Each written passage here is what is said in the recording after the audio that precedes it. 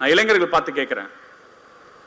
நம்ம ஒரே ஒரு அறுவரையோட தற்குறிகள் சொல்லிட்டு ஒரு பிற்படுத்தப்பட்ட ஒடுக்கப்பட்ட பட்டியலின இளைஞர்களை நம்ம விமர்சனம் செஞ்சுட்டு இருக்கோம். அது தவறான அப்ரோச்.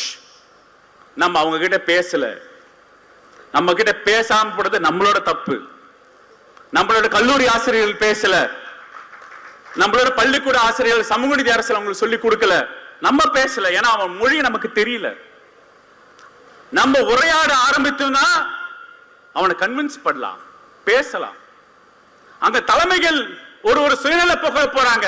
ஆனா அங்க இருக்க பசங்க ரசிகர் கூட்டம் தான். அந்த ரசிகர் கூட்டத்துக்கு உரையாட தொடங்க வேண்டும் தோழர்களே. அவங்க விமர்சனம் பண்ணது கூடாது. நம்மளே என்ன பண்றோம்னா ஒரு வெறுப்புணர்ச்சியை நீங்க கொண்டு இருக்கீங்க. அவங்க சங்கிகள் கிடையாது, அவங்க சங்கிகள் கிடையாது. அவங்களோட பேச தொடர ஆரம்பிக்கணும். நான் இங்க இருக்க இளம் பேச்சாளர்களுக்கு உங்களுக்கு அது பொறுப்பு இருக்கு. 200 இளம் பேச்சாளர்களே உங்களுக்கு அந்த பொறுப்பு இருக்கு. அதுக்கு தான் இளைஞரணி செயலாளர் சொல்றாரு, போய் பேசுங்க. தமிழ்நாட்டில் உண்மையோட சமூக நீதி வரலாறு போய் பேசுங்க. அவங்க ஜென்செட் மொழியில பேசுங்க. எங்க பெருசுங்களுக்கு அது பேச தெரியாதுன்னு உங்களை தயார்படுத்திருக்காரு.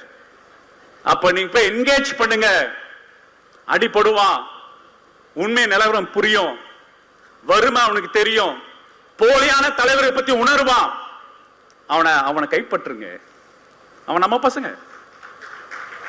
இங்க இருக்க சோசியல் மீடியால குழா சண்டையில தற்குறிகள் அவமானப்படுத்தாதீங்க, அவங்கள கோபப்படுத்தாதீங்க. சங்கிகள் அவரோட சதி வேலை அது. நம்ம கிட்ட கணிசமான பிற்படுத்தப்பட்ட பட்டியலின இளைஞர்கள் நம்ம பக்கம் வரக்கூடாது என்ற சதி வேலை அது. அந்த சதி வேலையை உணருங்க. அதுதான் பகுத்தறிவு தன்மை.